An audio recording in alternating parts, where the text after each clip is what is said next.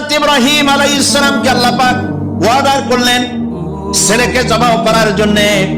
কোরআন শরীফের মধ্যে আল্লাহ পাক পরিষ্কার করে বলেছেন, কোন উপন্যাসের কথা নয়, কোন গল্প নয়, কোন ইতিহাসের কথা নয়, আল্লাহ পাকের নিজের কথা। আর কদিন পরেই কোরবানির ঈদ আসতেছে। আল্লাহ পাক হযরত ইব্রাহিম আলাইহিস সালামকে হুকুম করলেন ছেলে কোরবানি করার জন্য। আর হযরত ইব্রাহিম হযরত ইসমাঈলকে তারকে শোনালেন, ইয়া বুনাইয়া ইন্নী আরা ফিল মানামি আন্নী আযবাহুক ফানজুর মাযা তারা। হে কলিজার টুকরা সন্তান, আমি স্বপ্ন দেখেছি যেন আমি তোমাকে জবাই করছি। ফানজুর মাযা তারা, এখন তোমার মত কি, রায় কি, অভিমত কি, শোনাও আমাকে। তিনি কি বলছিলেন? হযরত ইসমাঈল বলছিলেন যে আপনি এতদিন পর্যন্ত আমার মায়ের খবর রাখেন নাই, আমার খবর রাখেন নাই, আমাদের ফালায় গেছেন মরুভূমির মধ্যে, পানি খাবার কিচ্ছু দেন নাই, আজকে জবাই করতে আসছেন কোন অধিকারে? একথা বলেছেন? বলেছেন। বরং তিনি হযরত ইসমাঈল হযরত ইব্রাহিম যেটা করলেন সেটাও তিনি আল্লাহর সামনে মাথা নত করলেন, ঠিক কিনা? হযরত ইসমাঈল যেটা করলেন সেটাও তিনি আল্লাহর সামনে মাথা নত করেছেন। হযরত ইসমাঈল বললেন, ইয়া আবাতি ফাআল মা তুমারু সাতাজিদুনি ইনশাআল্লাহু মিনাস সাবিরিন। ইয়া আবাতি ফাআল, হে পিতা আপনি তাই করুন, মা তুমার, যে বিষয়ে আপনাকে আদেশ করা হয়েছে। লক্ষ্য করুন, ইব্রাহিম আলাইহিস সালাম বলেছেন আমি স্বপ্নে দেখছি, আমি স্বপ্নে দেখেছি আমি তোমাকে যেন জবাই করছি। আর হযরত ইসমাঈল বললেন আপনি যে আদেশ হয়েছেন তাই করেন। তার মানে ইসমাঈল বুঝতে পেরেছেন পয়গম্বরের স্বপ্ন স্বপ্ন নয়, এটা আল্লাহর ওহী, হুকুম। জবাই করেন, আমাকে আপনি ধৈর্যধারীদের মধ্যে পাবেন। এখন দেখেন এই যে উদখুলু ফিস সিলমি কাফা, এই সিলমন শব্দ ওখানে এসেছে। আল্লাহ পাক বলছেন ফালাম্মা আসলামা ওয়া তাল্লাহু লিল জাবিন। ফালাম্মা আসলামা, যখন দুজনই রাজি হয়ে গেছে, আত্মসমর্পণ করেছে। কোন দুজন? হযরত ইব্রাহিম আর হযরত ইসমাঈল দুজনই আত্মসমর্পণ করে দিয়েছেন আল্লাহর সামনে এবং ঘাড় কাত করেছেন। সেই ঘটনা বলার উদ্দেশ্য আমার না, আমার বলার উদ্দেশ্য আত্মসমর্পণ করা। উদখুলু ফিস সিলমি কাফা, ইসলামের মধ্যে, সিলমের মধ্যে পরিপূর্ণ দাখিল আত্মসমর্পণ করো কমপ্লিটলি, কোন শর্ত ছাড়াই। তার অর্থ হচ্ছে আপনার এবং আমার নিজের মর্জি মোতাবেক কোন কাজ করতে পারবো না, সবটাই আল্লাহর হুকুম মতো করতে হবে। এর নাম মুসলমান। এর নাম কি? মুসলমান। আপনার ইচ্ছা আপনি কিছু করতে পারবেন না, করবেন কার ইচ্ছা মতো? আল্লাহ পাকের ইচ্ছা মতো করতে হবে। কারণ হলো আল্লাহ রাব্বুল আলামিন বলেছেন ইন্নাল্লাহা আশতারা মিনাল মুমিনিনা আনফুসাহুম ওয়া আমওয়ালাহুম বিআন্না লাহুমুল জান্নাহ। নিশ্চয়ই আমি আমার মুমিনের জান এবং মালকে খরিদ করে নিয়েছি, আর বিনিময় আমার মুমিনকে আমার জান্নাত দান করেছি। তোমার জান, তোমার মাল, সবকিছু কি আপনার আমার জান মাল কে কিনে নিয়েছেন? আল্লাহ খরিদ করে নিয়েছেন। বিনিময় কি দিয়েছেন? জান্নাত দিয়েছে। সুতরাং আপনার ইচ্ছে মতো আপনার জান খরচ করতে পারবেন না, ইচ্ছে মতো মাল খরচ করতে পারবেন না। এই মাল আর জান খরচ করার পেছনে আল্লাহর রিজামন্দি আছে কিনা, আল্লাহর খুশি আছে কিনা, ওইটা বুঝে সেই রাস্তা করতে হবে। ইচ্ছে করলেই যেখানে সেখানে চাঁদা দিতে পারবেন না, ইচ্ছে করলেই যেখানে সেখানে অর্থ খরচ করতে পারবেন না, ইচ্ছে করলেই যেখানে সেখানে জীবন দিতে পারবেন না। মুসলমান যে ব্যক্তি কালেমা যে পড়েছে তার জীবনকে দুই ভাগ করার কোনো উপায় নাই। আমরা তো দুই ভাগ অনেকে করে ফেলেছি। মুসলমান তার জীবনকে ইতিমধ্যেই দুই ভাগ করে ফেলেছে। একদিকে আল্লাহর কথা মতো নামাজ, রোজা, হজ, যাকাত, আর একদিকে অর্থনীতি, সমাজনীতি, রাজনীতি, নির্বাচন, ভোট, ইলেকশন, যা কিছু আছে সব আলাদা। এটার সাথে আল্লাহর কোনো সম্পর্ক নাই, যাকে বলা হয় ধর্মনিরপেক্ষ মতবাদ।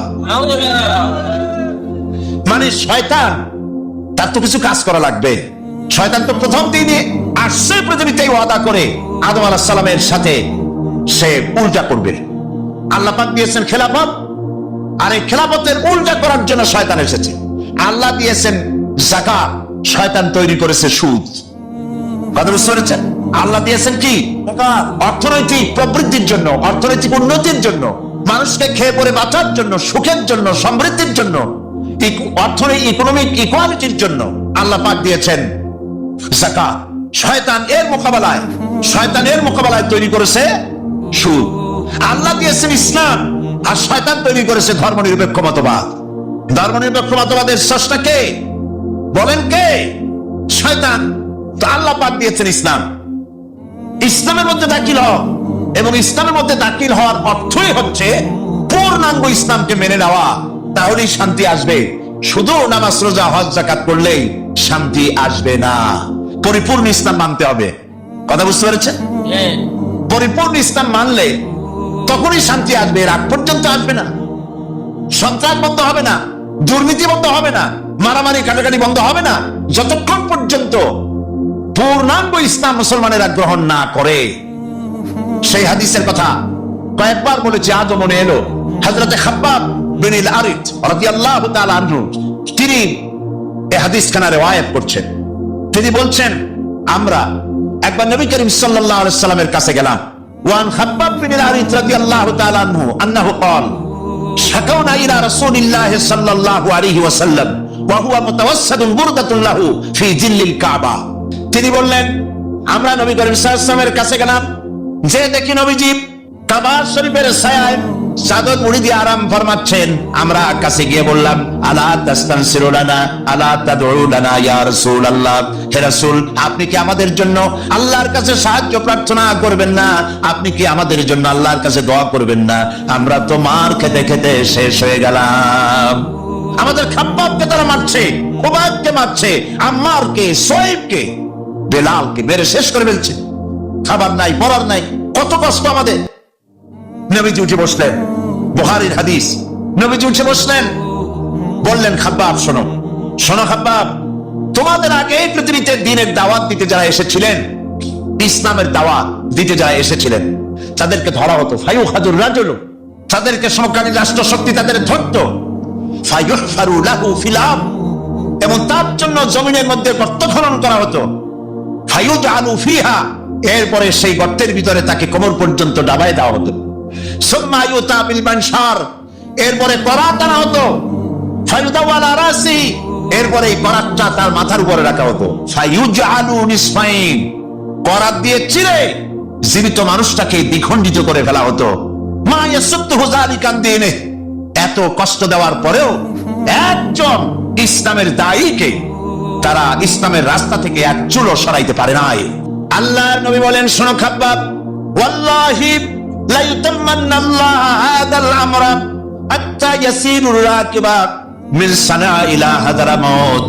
তিনি বলছেন, শোনো খাব্বাব, আমি আল্লাহর নামে কসম করে বলি, আমি আল্লাহর নামে কসম করে বলি, সেই দিন বেশি দূরে নয় যেদিন ইয়েমেনের রাজধানী সানা থেকে শুরু করে হাজরামাউত পর্যন্ত লোকেরা যাতায়াত করবে, মানুষেরা চলাফেরা করবে, নারী তার সৌন্দর্যের পর্ষা নিয়ে, ব্যবসায়ীরা তাদের পুঁজি নিয়ে রাস্তা দিয়ে, মরুভূমি দিয়ে দিনেও চলবে, রাতেও চলবে। লা ইয়াখাফু ইল্লাল্লাহ, আল্লাহর ভয় ছাড়া মানুষের মনে আর কোনো ভয় থাকবে না। সুবহানাল্লাহ, সুবহানাল্লাহ, মানুষের মনে আর কোনো ভয় থাকবে না। ওয়ালাকিন্নাকুম তাস্তাজিলুন, তোমরা তাড়াহুড়ো করছো, অপেক্ষা করো, এরকম সমাজ আসবে। কোরআন সেই সমাজ কায়েম করেছিল, ওই মুসলমান তৈরি করেছিল, যেই মুসলমান ইসলামকে পরিপূর্ণরূপে জীবনের সকল ক্ষেত্রে মানত। ব্যক্তিতে, পরিবারে, সমাজে, রাষ্ট্রে, জীবনের সব জায়গায় ইসলামকে তারা মানত বলেই এই শান্তি তাদের ভিতরে এসেছিল। এই জন্য আল্লাহ পাক বলছেন, ইয়া আইয়ুহাল্লাযীনা আমানু দুখুলু ফিস সিলমি কাফা, ও বিশ্বাসীরা, তোমরা যারা ঈমান এনেছো, শোনো, ইসলামের ভিতরে, সিলমের মধ্যে পরিপূর্ণরূপে দাখিল হয়ে যাও। একটু আধটু নয়, পরিপূর্ণরূপে দাখিল হয়ে যাও। সেটা কিভাবে? আল্লাহ পাক কোরআনের মধ্যে অন্যত্র বলেছেন, বলো, কুল ইন্না সালাতি ওয়া নুসুকি ওয়া মাহইয়ায়া ওয়া মামাতি লিল্লাহি রাব্বিল আলামিন। পড়েন সবাই, ইন্না সালাতি ওয়া নুসুকি ওয়া মাহইয়ায়া ওয়া মামাতি লিল্লাহি রাব্বিল আলামিন। বলো, ইন্না সালাতি, নিশ্চয় আমার নামাজ, আমার কুরবানি, আমার হায়াত, আমার মওত সব আল্লাহর জন্য। কার জন্য? আল্লাহর জন্য, সবটা আল্লাহর জন্য। আমার হায়াত, আমার মওত, আমার নামাজ, আমার বেঁচে থাকা, আমার মরে যাওয়া সব আল্লাহর জন্য। জীবনের কোন একটি অংশ আপনি আলাদা করতে পারবেন না আল্লাহর হুকুম থেকে। আপনি যখনই পড়েছেন লা ইলাহা ইল্লাল্লাহ, তখন ঈমানের এই দড়ি দিয়ে হাত পা সব বাঁধা হয়ে গেছে। সুবহানাল্লাহ বলেন। প্রশ্ন করতে পারেন, কেউ প্রশ্ন তুলতে পারে যে লা ইলাহা ইল্লাল্লাহর অর্থ হলো আল্লাহ ছাড়া কোনো ইলাহ নাই, মুহাম্মদ সাল্লাল্লাহু আলাইহি ওয়াসাল্লাম আল্লাহর প্রেরিত রাসূল, এইটুকুন কথা বললে পরে আমার নামাজ, রোজা, হজ, যাকাত, আমার ব্যবসা বাণিজ্য, চলাফেরা, ওঠা বসা, অর্থনীতি, রাজনীতি, গোষ্ঠীযুদ্ধা এইটার সাথে বাধ্য গেল কেমনে? প্রশ্ন উঠতে পারে। এটা আমি এইভাবে বুঝাই, দৃষ্টান্তটা এইভাবে দেই। যখন লোকেরা বিবাহ করে, বিবাহ করার সময় মেয়েকে বলা হয়, কনেকে বলা হয়, অমুকের ছেলে অমুকের সাথে এত টাকা মহারানায় তোমাকে তার নিকাহে সবর্দ করা হচ্ছে। মহিলা তখন মৌন সম্মতি অথবা মুখ খুলে বলে আলহামদুলিল্লাহ, কবুল করলাম, একটা কিছু বলে বা চুপ করে থাকে। আর পুরুষকে যখন বলা হয় অমুকের মেয়ে অমুককে এত টাকা মহারানায় তোমার বিবাহে, তোমার নিকাহে সবর্দ করা হচ্ছে, সে তখন আলহামদুলিল্লাহ বলে, কবুল বলে, গ্রহণ করলাম বলে। কথা তো বললো কবুল।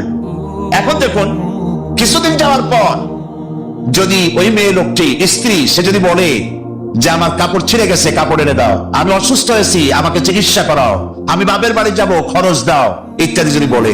আর যদি তখন স্বামী বলে যে আমি তো বিয়ের সময় শুধু কবুল বলছিলাম, তোমার শাড়ি কিনে দেওয়া লাগবে, তোমার চিকিৎসা করার লাগবে, তোমার বাপের বাড়ি পাঠানোর খরচ আমার দেওয়া লাগবে, এই সব কথা তো আমি স্বীকার করি নাই। আবার উল্টাটা দেখেন, স্ত্রীকে যদি স্বামী বলে আমার জন্য রান্না করো, তাড়াতাড়ি আমি অমুক জায়গায় যাব, অথবা আমাকে এক গ্লাস পানি দাও, অথবা মশারিটা টানায় দাও, অথবা আমার কাপড় চোপড় ধুয়ে দাও, বউ যদি বলে আমি তো শুধু চুপ করেছিলাম, তোমার কাপড় চোপড় ধুয়ে দেওয়া লাগবে, এই কথা তো তখন হয়নি, তোমার বিছানা গুছাই দিতে হবে, এই কথা তো তখন হয়নি, এটা যদি বলে, তাহলে এই বিবাহ টিকবে? টিকবে এই বিবাহ?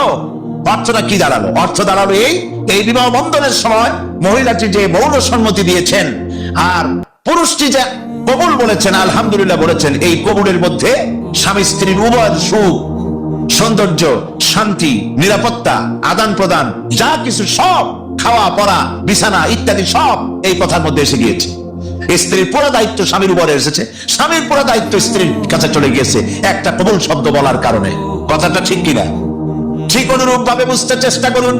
যখন আপনি মনে মনে বিশ্বাস করে মুখ দ্বারা যখন উচ্চারণ করেছেন লা ইলাহা ইল্লাল্লাহ, সবাই পড়েন লা ইলাহা ইল্লাল্লাহু মুহাম্মাদুর রাসূলুল্লাহ, এই কালেমা মুখ দিয়ে যখন উচ্চারণ করেছেন, কোন ইলাহ নাই, আইনদাতা নাই, বিধানদাতা নাই, শাসনকর্তা নাই, কেউ নাই আল্লাহ ছাড়া।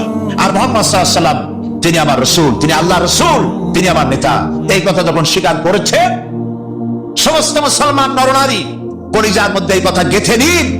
আপনার ইচ্ছা মতো আপনি নির্বাচন করতে পারেন না, আপনার ইচ্ছে মতো আপনি রাজনীতি করতে পারেন না, আপনি ইচ্ছে মতো পার্লামেন্ট চালাইতে পারেন না, আপনি ইচ্ছে মতো আপনার কোর্ট, আপনার আদালত, আপনার দেশ, আপনার ক্যান্টনমেন্ট, আপনার শিক্ষাঙ্গন কোনটাই আপনার মত মতো চালাইতে পারেন না। এমন কোন আইন চালাতে পারবেন না, এমন কোন আইন প্রণয়ন করতে পারবেন না যেটা করতে গেলে আল্লাহর আইনের সঙ্গে সাংঘর্ষিক হয়ে যায়। আপনার জনগণ, আপনার দেশকে সামনে রেখে আইন তৈরি করা, বিভিন্ন কার্যক্রম পরিচালনা করা সবটাই আপনি করতে পারবেন, তবে আপনার মেইন লক্ষ্য থাকবে আমি যা করতেছি আল্লাহর হুকুমের সাথে যেন সাংঘর্ষিক, কন্ট্রাডিকশন না হয়। কথা বুঝতে পেরেছেন? এমন আইন করতেই পারবেন না, এমন বিল পাস করতেই পারবেন না যে আইন, যে বিল পাস করলে কোরআনের সাথে বিরোধিতা হয়। বুঝে আসছে কথা? কাজী যখন আমি মুসলমান, আল্লাহর কথা হচ্ছে নামাজ, দাড়ি, টুপি আর লম্বা জামা, এটাই মুসলমান হওয়ার জন্য শর্ত নয়। দাড়ি, টুপি, জামা ইত্যাদি গুলো তো লাগবেই। আবার কেউ ভুল বুঝবেন না, আমরা তো বলি একরকম, লোকেরা বুঝে আবার আর এক রকম, নানান রকমের বুঝ। হয়তো বলেই বুঝবে সাইদি সাহেব কত রাত্রে ওয়াজ করেছেন, কালকে হয়তো পত্রিকা দেখা যাবে, কোন পত্রিকা শরীফে লাগবে যে উনি বলেছেন দাড়ি, টুপি এগুলা কোনো বেহুদা জিনিস লাগবেই না। কথা তো এটা না, কথা হচ্ছে দাড়ি, টুপি লাগবে, যেমন পুলিশের ইউনিফর্ম লাগবে। কথা বুঝছেন? এখন পুলিশের ইউনিফর্ম, বিডিআর এর ইউনিফর্ম, আর্মির ইউনিফর্ম, দেখছেন না ইউনিফর্ম, জামা, তার উপরে এখানে র্যাঙ্ক লাগানো, ফিতা লাগানো, বাঁশি লাগানো, বারান্দাওয়ালা টুপি, প্যান্ট শার্ট ইত্যাদি, যার যেরকম র্যাঙ্ক সেই র্যাঙ্ক অনুযায়ী এগুলি পড়তে হয়। এখন কোন আর্মি, কোন বিডিআর, কোন পুলিশ মনে করলো যে আমি ইউনিফর্ম তখন পড়েছি, তখন আর অসুবিধা কি, সে শুয়ে শুয়ে সিগারেট টানতেছে অথবা গল্প করতেছে। সীমান্তে দামামা বেজে উঠেছে, সরকারের পক্ষ থেকে অর্ডার করা হয়েছে সীমান্তে চলে যাও সবাই, সমস্ত সেনাবাহিনী, বিডিআর, এয়ারফোর্স নেভাল ফোর্স সব যুদ্ধের জন্য প্রস্তুতি নাও। এরা মনে করতেছে যে যখন ইউনিফর্ম পরছি আমার চাকরি যাই কোন, ঠ্যাঙ্গের উপরে ঠ্যাং ফেলাইয়া সিগারেটে টান দিয়া উপরে ফুদিয়া তাকায় তাকে ফুগেল করবো, চাকরি থাকবে? চাকরি থাকবে না।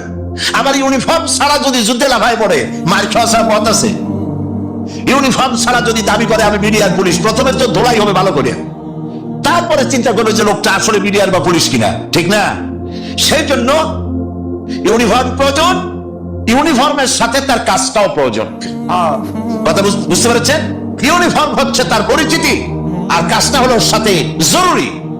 হুকুম পালন করা সরকারের, দাড়ি টুপি জামা মুসলমানদের ইউনিফর্ম। সুবহানাল্লাহ বলে, সুবহানাল্লাহ বলে। মুসলমানদের ইউনিফর্ম, দাড়ি টুপি পাগড়ি জামা, এগুলি হচ্ছে তার ইউনিফর্ম। এখন ইউনিফর্ম পড়েছে, দাড়ি আছে, টুপি আছে, জামা আছে, পাগড়ি আছে, সব আছে, কিন্তু ব্যবসা করে ওজনে কম দেয়, এমন দেওয়া এরকম আর কম কেউ দিতে পারে না। সাক্ষী দিলে জনমের মতো মিথ্যা সাক্ষী দেয়, বউ পর্দায় থাকে না, এর দাড়ি টুপি জামার কোনো লাভ আছে? সেই জন্য ইসলামের ভিতরে দাখিল হতে হলে এতটুকুন হলে হবে না, সবটুকুন হতে হবে। ইয়া আইয়ুহাল্লাযীনা আমানু দুখুলু ফিস-সিলমি কাফা, পরিপূর্ণরূপে ইসলামের মধ্যে দাখিল হও। ইসলামে দাখিল হতে কি কি লাগবে, কি কি করতে হবে, সেই কথাগুলি আমি আগামীকাল আপনাদের সামনে বলবো ইনশাআল্লাহ। সবাই বলি ইনশাআল্লাহ। মেহেরবানি করে দাঁড়ানো ভাইয়েরা বসেন, আমি আপনাদের নিয়ে মোনাজাত করব, আর মোনাজাতের পর আজান হবে, এশার নামাজ বা জামাত আদায় করে যাবেন। আলহামদুলিল্লাহ বলি। আগামীকাল এই আয়াতের বাকি ব্যাখ্যা সামনে আমরা চলবো এবং আলোচনা করব। মুসলমান না হওয়ার কারণে, নামধারী মুসলমান হওয়ার কারণে এই দুরবস্থা হয়েছে, এই জন্য আমরা আগামীকাল বিশদ আলোচনা করব। মোনাজাত করার জন্য দাঁড়ানো ভাইদের সবাইকে বসতে বলছি, আর একটু জিকির করেন জোরে সোরে, লা ইলাহা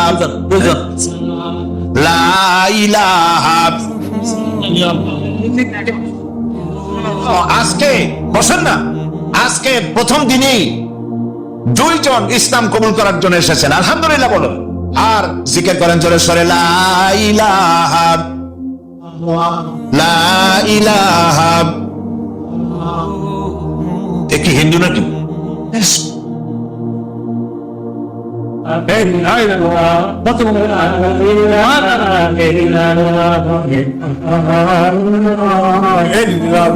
দুইজন ইসলাম কবুল করার জন্য এসেছেন। একজনের নাম হলো সুমন বড়ুয়া, পিতা হলো টিটন বড়ুয়া, বাড়ি হলো কেরানীরহাট চট্টগ্রাম।